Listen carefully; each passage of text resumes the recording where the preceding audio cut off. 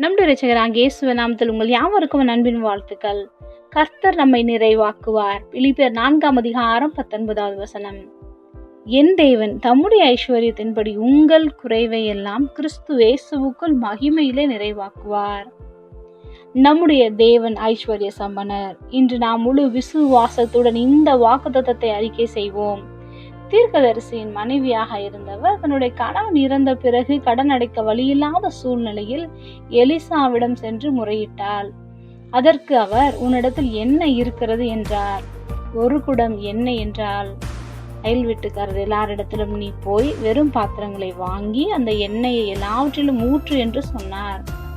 நாம இருந்தால் அதை விசுவாசித்து இருக்க மாட்டோம்.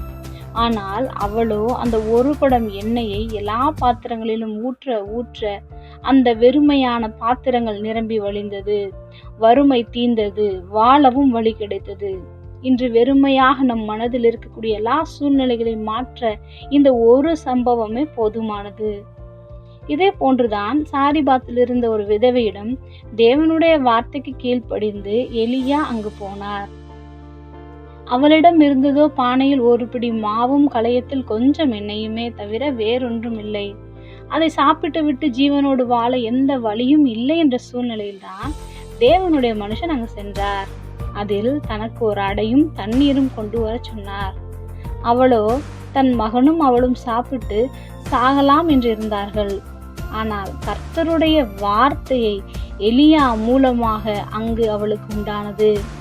தேசத்தின் மேல் மலையை கட்டளையிடும் நாள் மட்டும் உன் பானையில் மா செலவழிந்து போவதுமில்லை, கலசத்தில் எண்ணெய் குறைந்து போவதுமில்லை என்று சொன்னபடியே அவளும் செய்தாள்.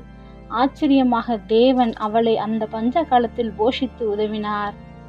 இங்கு இவள் தன்னிடம் இருந்ததை அந்த தீர்க்கதரிசிக்கு கொடுத்தது நிமித்தம் அவளும் அவள் மகனும் அநேக நாட்கள் அவன் வீட்டாரோடு கூட சாப்பிட தேவன் கிருபை செய்தார்.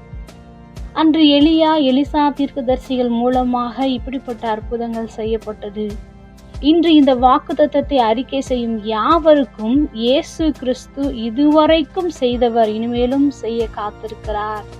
நம்முடைய வெறுமை, ஏழ்மை, இயலாமை, இல்லாமை எதுவாக இருந்தாலும் அவரே நமக்கு முதன்மையான தேவை என்பதை அறிந்து அறிக்கையிடுவோம். ஆசீர்வாதங்களை அளவில்லாமல் நிரம்பி வழியும் பாத்திரமாக மாற்றி நிறைவாக்கும் கர்த்தர் நம்மோடு இருக்கிறார். ஜெபம். அன்பின் பரம தகப்பனே, எப்பொழுதும் எங்களோடு கூட இருக்கிறவரே, நீர் எங்களை நிறைவாக்கும் கர்த்தராக இருப்பதற்காக நன்றி செலுத்துகிறோம்.